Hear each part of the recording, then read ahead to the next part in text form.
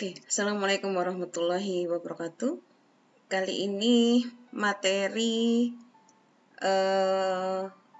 untuk administrasi basis data yaitu monitoring and resolving log conflict. Oke, nah apa yang akan kita pelajari nanti setelah dari materi ini kita bisa mendeteksi dan bagaimana menanggulangi, mengatasi ya terjadinya log conflict. Terus yang terakhir yaitu bagaimana kita mengelola deadlock yang terjadi di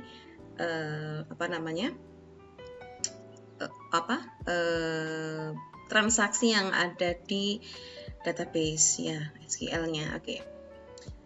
Locking ya. Locking. Jadi kenapa sih harus terjadi locking? Yang dimaksud dengan locking itu adalah saat terjadi transaksi SQL ya. Transaksi SQL itu ada dua kejadian yang dalam waktu bersamaan mengakses data yang sama. Jadi di sini clue-nya yaitu kalau di contoh ini adalah employee ID 100. Untuk transaksi yang pertama employee ID 100 dan transaksi yang kedua adalah employee ID 100. Yang dimaksud dengan transaksi satu ini lebih ke session ya, nanti akan saya contohkan ya. Nanti akan saya contohkan untuk transaction yang pertama itu di sesi yang backgroundnya abu-abu ini. Untuk transaksi yang kedua nanti saya contohkan di background yang warna hitam. Nah,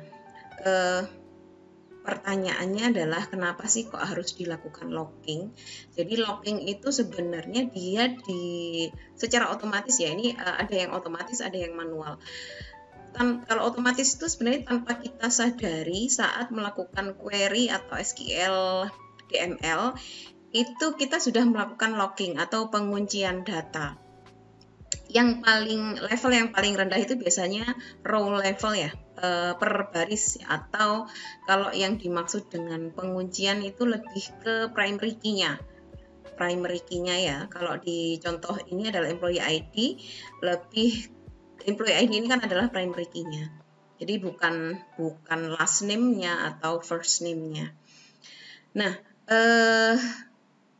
kenapa kok harus dilakukan locking? Nah, di sini adalah prevent multiple session, itu maksudnya adalah mencegah beberapa session, kalau di sini contohnya adalah transaksi, dari perubahan data yang sama pada waktu yang hampir bersamaan. Nah, di sini yang dimaksud dengan data yang sama itu adalah yang di sini fokus pada primary key-nya atau di sini employee ID ya. Ini adalah employee ID. Ini employee ID 100, ini employee ID 100. Nah, makanya di sini terjadi locking. Yang terjadi locking itu adalah yang transaksi yang pertama. Di transaksi pertama ini dia mengunci untuk satu baris data employee ID, sehingga nanti kalau misalkan kita praktikkan ya di transaksi yang kedua atau session yang lain, di sini semacam terlihat hang atau tidak bisa melakukan aktivitas apapun. Nah, locking ini automatically obtain at the lowest possible level for a given statement. Jadi kalau secara otomatis dia akan ada saat kemungkinan lowest level pada statement. Nah, salah satunya adalah DML ya. DML mau update terutama ya. Update waktu saat mengunci update ya. Update, delete. Nah, kenapa sih kok perlu dilakukan locking seperti ini ya, seperti yang saya sampaikan tadi. agar data itu bisa konsisten. Nah, terus yang selanjutnya dulu nanti kita coba praktek terjadinya locking ya atau penguncian. Mekanisme locking itu nih high level of data concurrency.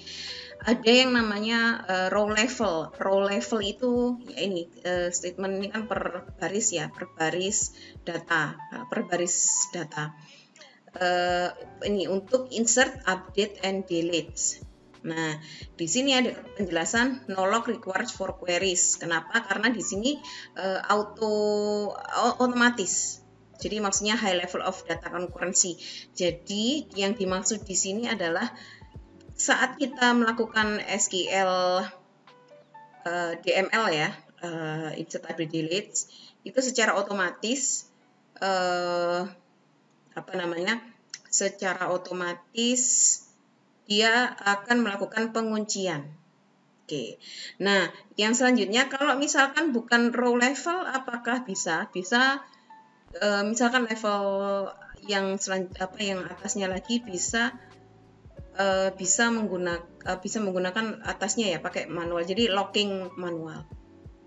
Nah, yang disebut dengan automatic queue management itu maksudnya kalau di sini nanti ada nih, bentar gambarnya. Nih. Ada ini antrian akses data yang sama ya. Data yang sama tadi kalau di atas tadi kan employee ID 100. Ini misalkan yang akses data pertama mengakses employee ID 100. Ini melakukan locking. Nah, antrian kedua mengakses data yang sama, employee ID 100. Nah, di sini dia akan ngehang. Di sini dia akan seolah-olah akan ngehang karena gambarnya orang pertama ini dia secara otomatis melakukan penguncian terhadap data employee ID 100 dan seterusnya ya untuk antrian berikutnya. Nah, kapan? Nah, ini nanti saya jelaskan berikutnya. Oke, nah selanjutnya aja. Nih, kapan sih lock konflik itu kapan misalkan terjadi kan tadi sudah dijelaskan ya, terjadi saat kita melakukan DML ya, saat insert, update, delete itu biasanya secara otomatis melakukan locking satu baris data. Nah, kapan penguncian itu dibuka? Kapan penguncian tersebut dibuka? Kalau misalkan transaksi tersebut berakhir. Nah, seperti yang saya jelaskan di minggu sebelumnya, transaksi berakhir itu saat melakukan commit atau rollback. Jadi, contoh yang awal ini nanti kita coba di command prompt ya. Jadi, yang awalnya di sini transaksi 1 atau session 1 ini melakukan locking, nanti dia yang ditransaksikan kedua ini semacam hang ya. Nanti hangnya itu semacam akan bisa diakses lagi saat transaksi yang pertama ini melakukan commit atau rollback. Oke ya. Nah, kita bahas yang selanjutnya dulu. Kita praktek dulu saja. Jadi, saya akan menuliskan query yang ada di transaction 1 ini pada pada command prompt yang warna abu-abu ini. Nah, ini sudah saya connect-kan menggunakan user HR. Jadi, saya tidak perlu menuliskan HR titik. HR titik ini kan skemanya ya. Jadi nanti saya langsung masuk ke update employees. Oke. Update employees. Nah, saya mau mengupdate tabel employees di mana yang saya update adalah gajinya untuk tabel gaji. Salary sama dengan di sini gajinya ditambah gaji ditambah dengan 100. Gaji salary ditambahkan 100. Oke, yang saya lakukan penguncian adalah where employee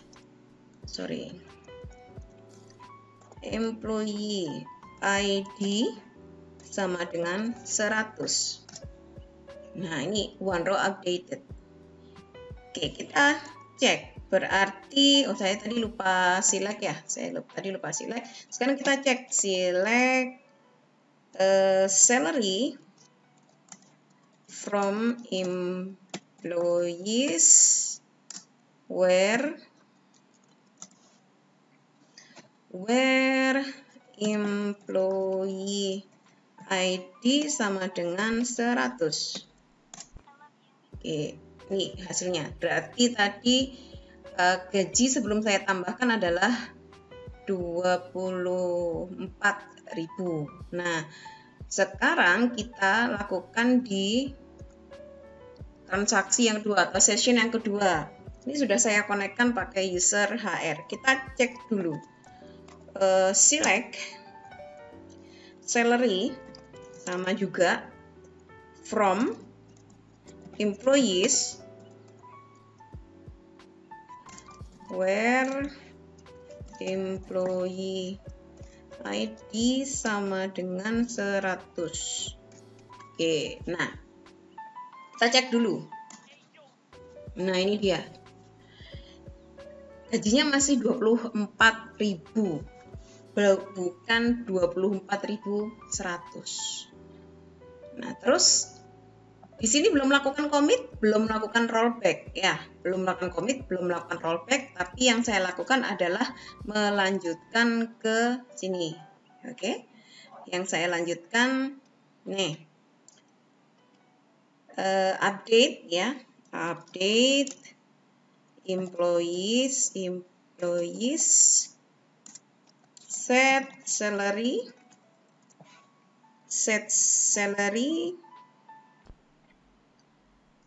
sama dengan salary dikalikan 1,1.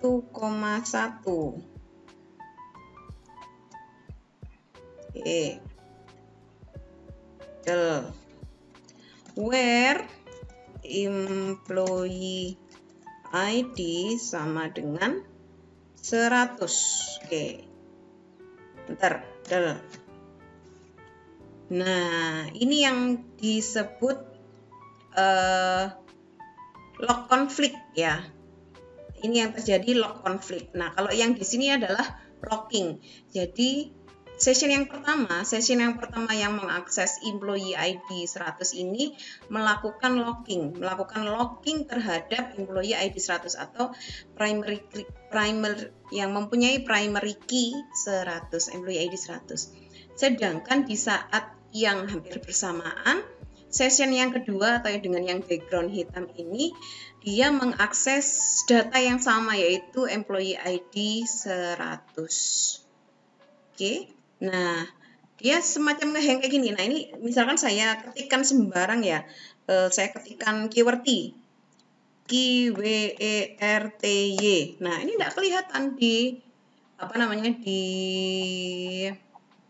hasilnya yang background hitam. Nah, makanya di sini datanya jadi ini harusnya saya juga melakukan select ya. Saya mau melakukan select sebenarnya hasilnya berapa sih?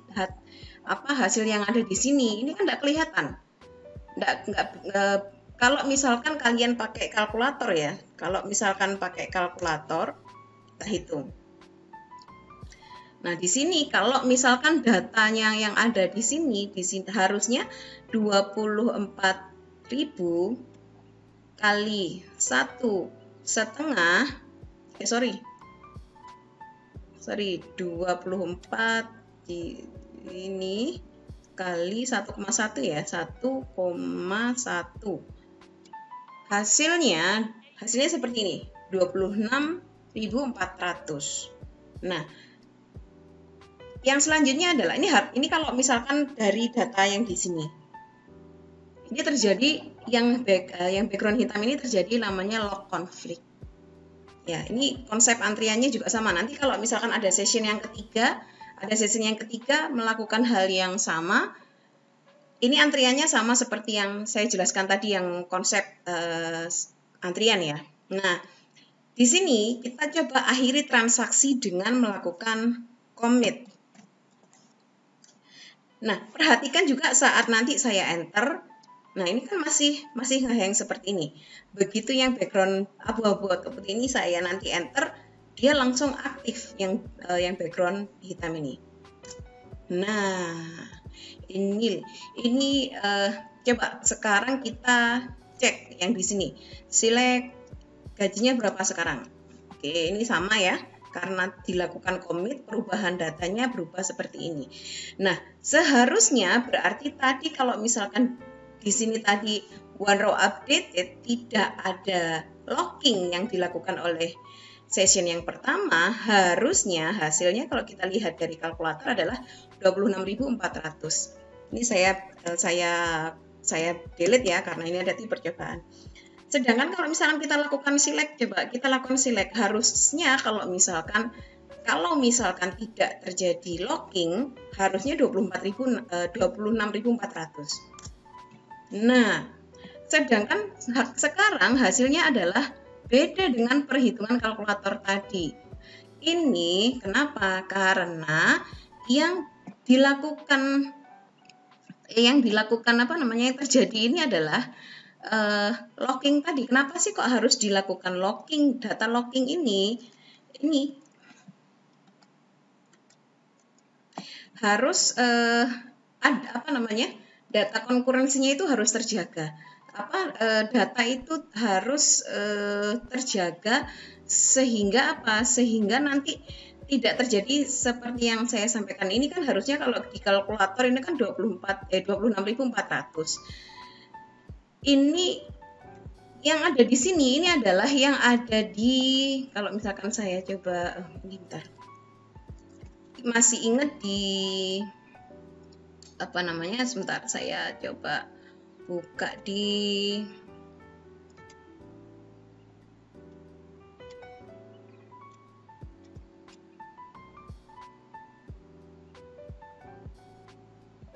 oke. Nah, datanya tadi kalau misalkan kita belum mengakhiri transaksi, itu masih ada di buffer cache, sehingga perhitungannya dia 26.400. Kalau misalkan tidak dilakukan locking, nanti munculnya seperti ini. Kalau misalkan dilakukan locking, yang dihitung itu bukan yang ada di buffer, tapi yang ada di data file. Sehingga Sehingga hasilnya 26.510. Ini dapatnya dari mana? Dapatnya dari yang data ini. Coba saya delete ya. 24.100 sudah ada penambahan 100 dikalikan 1,1. Hasilnya, nah inilah yang masuk ke dalam database ini, yang 20 maka setelah di-commit ini, setelah dilakukan commit. Dan kalau misalkan buktinya lagi, di sini saya lakukan cek lagi, select, dia tetap 24.100. Kenapa? Karena data yang 26.510 ini dia masih ada di database buffer cache, belum dituliskan ke database writer. Kalau misalkan commit, dia memerintahkan database writer untuk menuliskan ke dalam data file. Nah, inilah manfaat dari log conflict. Data yang belum terselesaikan, yang masih ada di buffer, diminta untuk menyelesaikan. Jadi di sini diminta, yang kebetulan yang untuk yang kedua ini kan antriannya sudah kepegang yang hitam. Di sini kalau dia belum melakukan commit, belum melakukan rollback, belum mengakhiri transaksi, belum commit atau belum rollback, maka transaksi ini akan terus seperti ini. Nanti kalau antrian yang berikutnya kita buka session yang ketiga, dia juga akan terjadi locking kalau misalkan mengupdate kurang lebih data yang sama, employee ID 100. Ini yang dimaksud dengan locking. Kalau lock konfliknya itu adalah ini apa, kalau misalkan yang tadi yang sempat semacam ngehang itu tadi adalah lock konflik. Nah, bagaimana menyelesaikannya, Kak Ani? Bagaimana mengakhiri? Yaitu dilakukan commit atau rollback, diakhiri transaksinya. Nih. Nah, sedangkan pada gambar ini kenapa kok centang? Kenapa sedangkan gambar atasnya ini gambar stop, sedangkan yang di sini gambarnya kunci dan centang? Karena coba diperhatikan, saya besarkan ya gambarnya. Karena di sini yang dikunci di transaksi yang pertama itu adalah employee ID 100, sedangkan yang di transaksi yang kedua atau session yang kedua itu adalah yang dikunci adalah employee ID 101. Di sini gambar kuncian maksudnya tidak terjadi lock konflik dan masing-masing transaksi di sini itu melakukan penguncian dengan data yang berbeda. Jadi transaksi yang pertama dia melakukan penguncian, transaksi yang kedua melakukan penguncian terhadap data yang berbeda. Ini tidak terjadi lock konflik. Tapi kalau misalkan ada transaksi yang ketiga mengakses employee ID 100 atau mengakses employee ID 101 akan terjadi lock konflik, atau tadi kalau di contohnya itu semacam ngehang, ya kan? Oke, nah yang selanjutnya ini ada konkurensi data. Jadi makanya kenapa harus dilakukan commit atau rollback? Jadi data itu yang ada di database buffer itu harus masuk dulu ke dalam data file sehingga yang lain bisa mengakses data yang sama. Ya, di sini ini sudah berbeda ya, jadi tidak terjadi lock konflik. Ini 100, 101, 102 dan yang lain ini masing-masing melakukan locking. Nah, ini di ML lock tadi sudah saya jelaskan. Ini jadi di ML ini row exclusive lock ya. Ya, terus share table lock for the table containing the rows. Nah, oke, yang ini tadi proses antriannya ya, siapa yang didulukan. Nah, ini contoh yang lock konflik ya. Ini kalau di sini dijelaskan.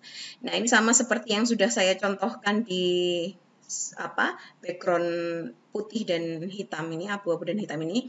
Jadi misalkan contoh ya, pada waktu jam 9 untuk session pertama atau transaksi yang pertama mengakses employee ID 100.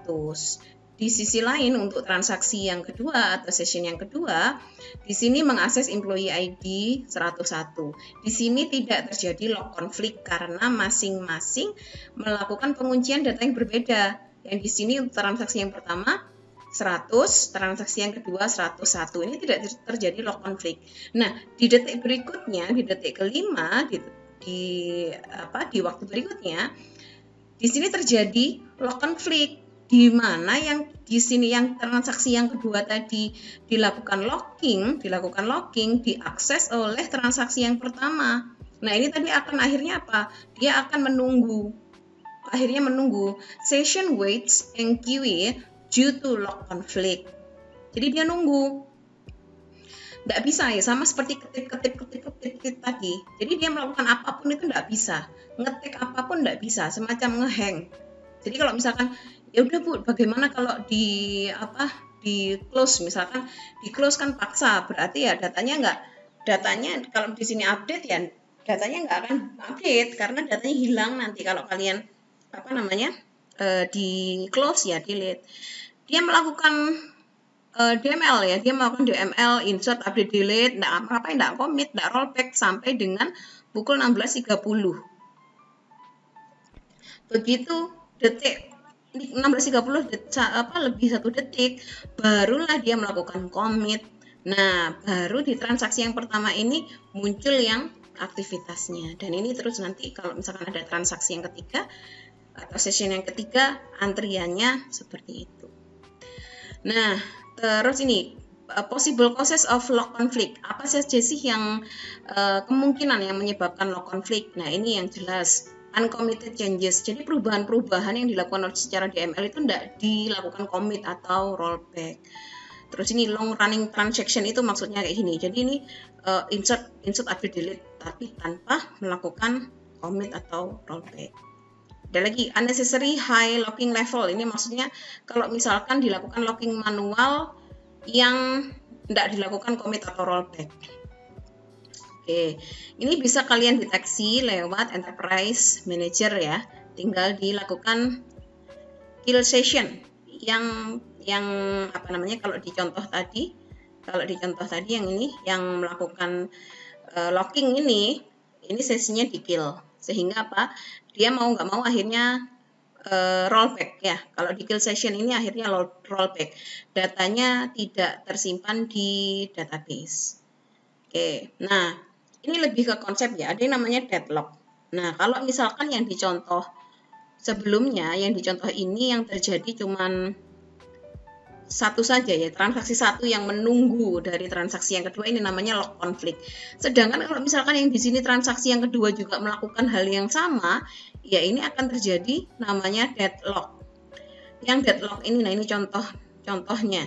Jadi kalau di awal ini, dia melakukan locking untuk employee ID 1000. Sedangkan yang di sini mengakses employee ID 2000, ini dilakukan locking. Nah ini masih jalan kan, akhirnya dia update employee ID 2000, sedangkan di sini belum melakukan commit. Nah ini dia mau nggak mau dia akan locking ya. Nah di sini lock conflict ya. Nah di waktu yang sama, yang punya yang pegang kuncinya dari ID 2000 ini, dia juga mengakses 1000, di mana nanti dia ngehang, nggak bisa melakukan commit. Di sini melakukan aktivitas yang sama, dia sama-sama ngehang. Nah akhirnya terjadi yang disebut dengan deadlock. Kalau gambarannya ini sama seperti kalau misalkan kita traffic jam ya. Kalau misalkan kalau misalkan di jalan ya, misalkan di jalan itu ada perjalanan yang saling ya enggak, misalkan pas trafficnya mati ya, traffic lightnya mati, itu yang kalau nggak ada pengaturan itu biasanya kan maju semuanya sudah nggak bisa bergerak, itu kan deadlock. Nah, deadlock ternyata ada juga di konsep database, tapi kalau misalkan di Oracle ini, sepemahaman saya deadlock ini sudah kemungkinan besar itu tidak ada, karena bisa sudah dideteksi sebelum terjadi deadlock, itu biasanya sudah ada peringatan. Oke, materi untuk lock conflict mungkin sementara saya akhiri. Nanti ada tugas sedikit untuk pemahaman ya, nanti akan saya upload di e-learning ya, ini tugasnya. Jadi ini file lesson 17 di halaman 3 tentang ini. Nanti kalian usahakan membuat atau melakukan hal yang kurang lebih sama seperti yang saya contohkan. Kalian bisa buka 2 sesi comment prompt seperti ini. Kalian bisa buka mau 2 mau 3 session.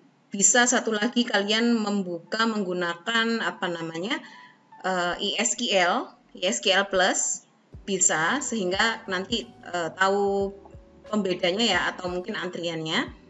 Nah di sini kalian lakukan hal yang sama, terus jangan lupa nanti di capture ya, terus dijelaskan kenapa sih kok terjadi seperti itu. Nah ini detail tugasnya. Yang pertama adalah capture IP address komputer Anda. Ya, capture IP address komputer Anda beberapa minggu yang lalu sudah saya contohkan, plus juga nama komputer. Ya, dimana di sini sebenarnya tugas nomor 1 sampai dengan nomor 2 ini lebih ke saya ingin melihat kesiapan Anda, apakah di komputer Anda itu sudah terinstall Oracle untuk belajar. Ya, di sini silahkan capture komputer Anda yang sudah terinstall Oracle. Nah, yang selanjutnya ini yang seperti intinya adalah ini, yang ini. Lakukan seperti yang dicontohkan pada e-book lesson 17 halaman 3. Yang di sini, lesson 17 halaman 3.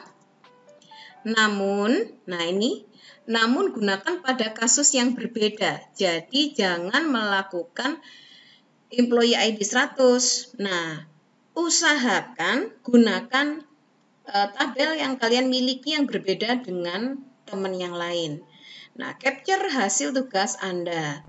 Nah, ini dia maksudnya. Jika ditemukan hasil capture yang sama dengan hasil mahasiswa yang lain, maka baik yang memberi contoh maupun yang sama dengan hasilnya, nilai tugas saya kosongkan. Yang terakhir adalah tolong jelaskan yang terjadi pada nomor 3. Oke, nah yang ketentuannya nanti saya tuliskan ya di ilmu.